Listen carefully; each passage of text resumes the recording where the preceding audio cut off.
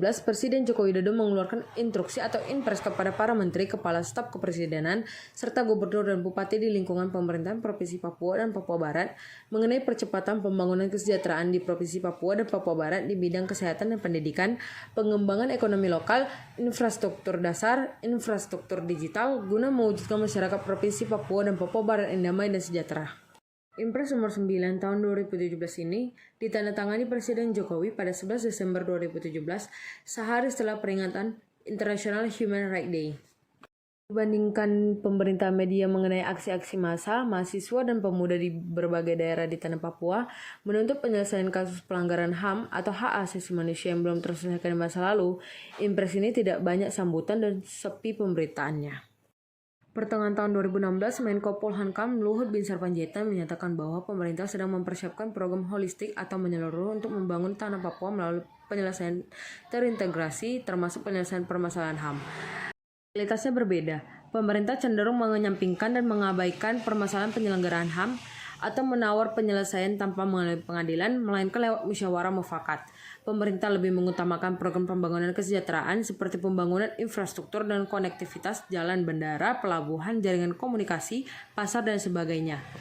Pembangunan tersebut tidak menghentikan aksi-aksi kekerasan dan pelanggaran HAM yang jumlahnya bertambah dan membesar di era pemerintahan Jokowi. Pemerintah menempatkan penyelesaian masalah pelanggaran HAM bukan menjadi landasan dan langkah utama menuju pembangunan ekonomi, melainkan mengedepankan pembangunan ekonomi sebagai strategi.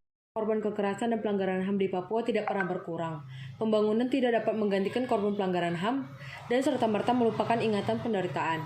Nilai dan hak hidup manusia yang diabaikan, bahkan dengan mudah dihilangkan, martabat direndahkan, diperlakukan secara tidak adil, tanpa perlindungan, hak hukum diabaikan, tanpa kebebasan, dan termasuk hak untuk menentukan pembangunan yang tidak akan pernah dapat dilupakan hanya karena ada pembangunan jalan, pelabuhan, dan berbagai infrastruktur fisik.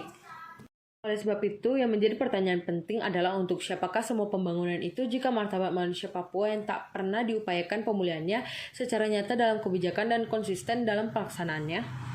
Sebelum membahas lebih lanjut mengenai perampasan tanah dan deforestasi di Papua, kita harus tahu dulu apa itu deforestasi. Menurut Kamus Besar Bahasa Indonesia, deforestasi diartikan sebagai penebangan hutan. Deforestasi terjadi ketika areal hutan ditebangi habis dan digantikan dengan bentuk penggunaan lahan lainnya. Istilah lain deforestasi adalah penggundulan hutan yang biasa dilakukan untuk mengubah fungsi lahan menjadi fungsi lain, seperti Papua, pertanian, negara mempunyai otoritas atau pemukiman, mengontrol dan menentukan pengelolaan dan pemanfaatan sumber daya alam. Negara sedemikian rupa mengatur dan mengkonstruksi pola dan struktur ruang, fungsi, dan peruntukan kawasan hutan berdasarkan pengetahuan formal dan kepentingan ekonomi yang terkadang kontradiktif dengan sistem nilai dan pengetahuan masyarakat adat setempat. Di sini negara maupun korporasi yang didukung negara tidak mencaplok dan merampas tanah-tanah tanpa persetujuan masyarakat. Perampasan tanah juga dilakukan negara melalui penerbitan izin usaha pemanfaatan sumber daya alam dalam skala luas serta berbagai fasilitas, kemudian berinvestasi kepada para pemodal besar yang dilakukan tanpa musyawarah dan kesepakatan dengan masyarakat adat setempat. Kebijakan dan praktik pembangunan demikian mengeksekusi orang asli Papua, mengabaikan hak legal dan peran mereka dalam menentukan pembangunan, membuat warga kehilangan hak dan akses terhadap tanah dan sumber kehidupannya. Sepanjang tahun 2017, pemerintah menerbitkan izin-izin baru untuk usaha perkebunan dan pertambangan. Menteri Lingkungan Hidup dan Kehutanan atau LHK menerbitkan izin pelepasan kawasan hutan kepada 3 perusahaan perkebunan kelapa sawit dan industri pangan, yakni PT Bangun Mapi Mandiri di Kabupaten Mapi pada Juli 2017, PT Agri Prima Cipta Persada di Kabupaten Merauke pada Juli 2017, dan PT Menara Wasior di Kabupaten Teluk Wadaman pada September 2017. Pemerintah juga menerbitkan izin baru usaha pertambangan kepada 6 perusahaan pada tahun 2017, yakni 4 perusahaan pertambangan di wilayah Provinsi Papua, terdiri dari PT Wira Emas Persada di Nabire, Eksplorasi Logam, DMP, PT Aur Wira Persada di Nabire, Eksplorasi Logam DMP, PT Trident Global Garmindo, Eksplorasi Logam DMP, dan PT Madina Kuranta di Dogiai, Eksplorasi Emas DMP, serta 2 perusahaan di wilayah Provinsi Papua Barat, terdiri dari PT Bayu Khatulistiwa Sejahtera di Manokwari, Eksplorasi Emas, dan PT Dharma Nusa Persada, Eksplorasi Emas. Pada Maret 2017, Menteri LHK membuat keputusan tentang perubahan alih fungsi kawasan hutan lindung Momi Anggi di Gunung Botak, Kabupaten Manokwari Selatan, seluas 2.318 hektar untuk menjadi hutan produksi konversi atau HPK seluas 231 hektar dan hutan produksi terbatas atau HPT seluas 2.000. Padahal sebelumnya, pada tahun 2013, pemerintah daerah memohonkan kawasan hutan tersebut diubah menjadi areal penggunaan lain karena di sekitarnya terdapat kampung-kampung yang dihuni orang asli Papua, tetapi tidak diizinkan. Kebijakan dan pemberian izin-izin baru tersebut bertentangan dengan komitmen dan kebijakan Presiden Jokowi tentang moratorium konsesi lahan sawit dan tambang pada April 2016.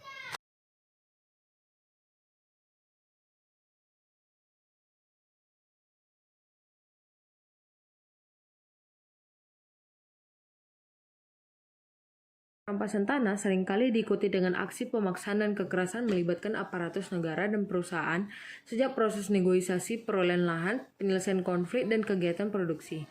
Negara dan perusahaan menggunakan pendekatan keamanan dengan cara kekerasan fisik dan verbal untuk menggembosi, meredam, dan menaklukkan aksi-aksi masyarakat dan buruh. Pada tahun 2017, ada 4 kejadian kekerasan yang terjadi di Papua yang berhubungan dengan industri perkebunan dan pertambangan, yaitu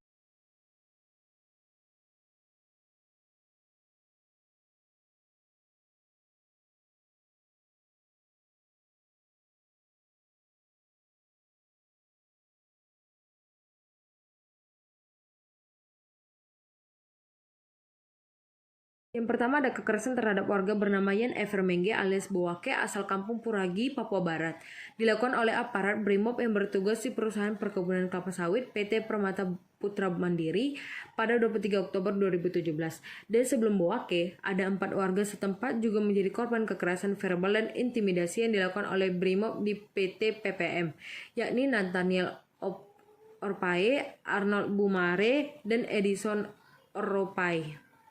Yang kedua, kekerasan terhadap aktivis masyarakat adat Robertino Hanebora dan Gunawan Ingeruhi serta Titus Ruban, asal dari Nabire. Mereka diserang dan dipukul sekelompok orang di lokasi pertambangan kilometer 39 pada Kamis 29 Juni 2017. Kasus ini bermula dari korban dan kepala sub suku Kampung Nivasi Azhar Monei hendak menegur perusahaan pertambangan PT Kristalin Eka Lestari yang tidak patuh pada surat kepala suku besar Wate terkait pemberhentian operasi pertambangan di Kali Mosairo.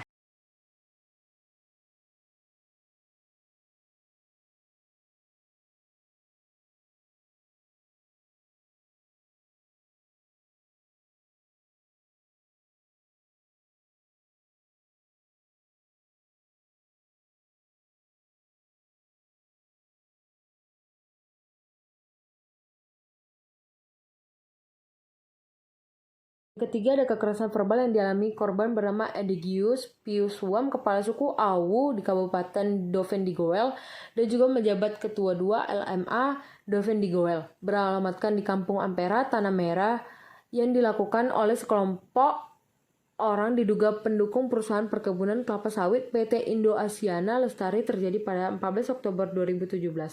Kelompok orang tersebut mendatangi rumah Edigius dan mengeluarkan kata-kata kasar, merendahkan, menteror, dan mengancam akan membunuh Edigius yang dituding menghalang-halangi rencana perusahaan perkebunan kelapa sawit PT Indo-Asiani Lestari beroperasi di tanah adat mereka.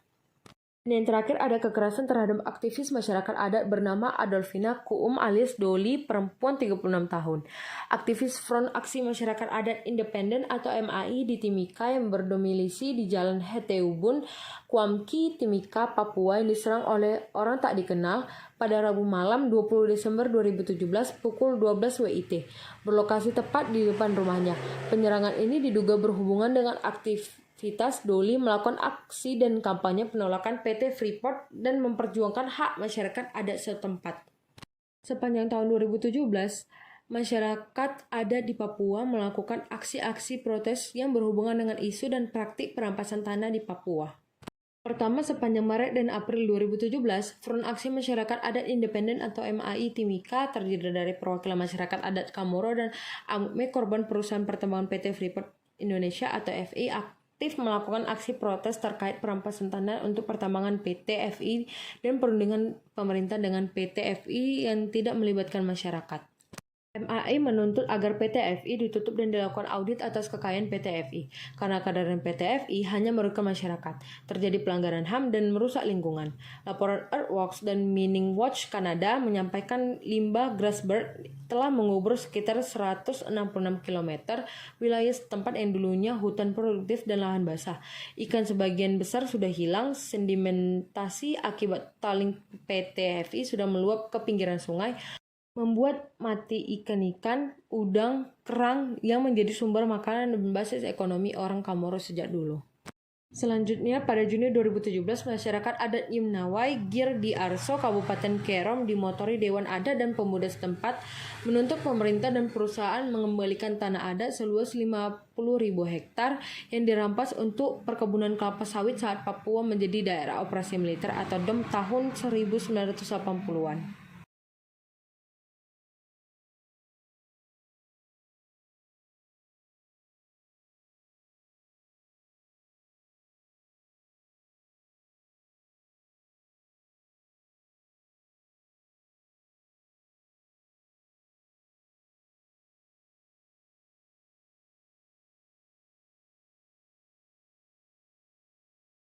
Yang ketiga, pada Oktober 2017, puluhan warga suku Yerisiam dari Kampung Sima, Provinsi Papua, melakukan aksi protes di depan gedung DPRD Nabire. Mereka membawa poster meminta pemerintah menghentikan perampasan tanah adat dan mendesak pemerintah mencabut izin usaha tambang di wilayah adat Yerisiam yang dilakukan tanpa konsultasi dengan masyarakat.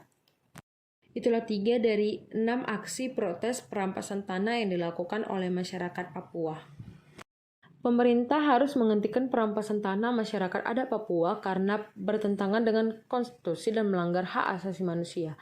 Paradigma dan kebijakan pembangunan yang mengutamakan kepentingan pertumbuhan ekonomi dan berbasis pada modal besar harus diubah menjadi kebijakan pembangunan yang menjunjung tinggi HAM, mengutamakan keadilan, pengetahuan dan kepentingan masyarakat adat Papua, serta keberlanjutan lingkungan alam. Pemerintah harus menyelesaikan permasalahan pelanggaran HAM di masa lalu dan menghentikan pendekatan keamanan dalam berbagai kegiatan sosial, ekonomi, hukum, dan politik. Penyelesaian yang dimaksud tidak hanya berhenti pada komitmen, tetapi diperlukan langkah dan aksi-aksi nyata termasuk pemulihan hak-hak korban dan keluarganya. Aktivis dan organisasi perjuangan HAM masyarakat adat dan lingkungan harus dihormati dan dilindungi. Hakikat penghormatan terhadap HAM artinya pemerintah maupun korporasi harus menghargai hak-hak dasar warga untuk hidup bebas dari penyiksaan dan perlakuan kejam yang tidak manusiawi, bebas berekspresi, bebas menentukan pembangunan. Pemerintah harus melindungi dan mencegah para aktivis dari tindakan yang tidak manusiawi. Perwujudan dan upaya pemenuhan hak-hak para aktivis adalah pemerintah juga harus meninjau kembali dan memberikan kebebasan pada para tahanan politik dan keadilan bagi korban kriminalisasi yang ditahan karena aksi protes terhadap perampasan tanah. Pemerintah wajib mengusut, mengadili, dan memberikan hukum secara adil kepada pelaku-pelaku tindak pidana kekerasan yang mengorbankan masyarakat dan aktivis. Terima kasih buat teman-teman yang telah mendengarkan sedikit penjelasan tentang perampasan tanah, kekerasan, dan deforestasi yang terjadi di Papua.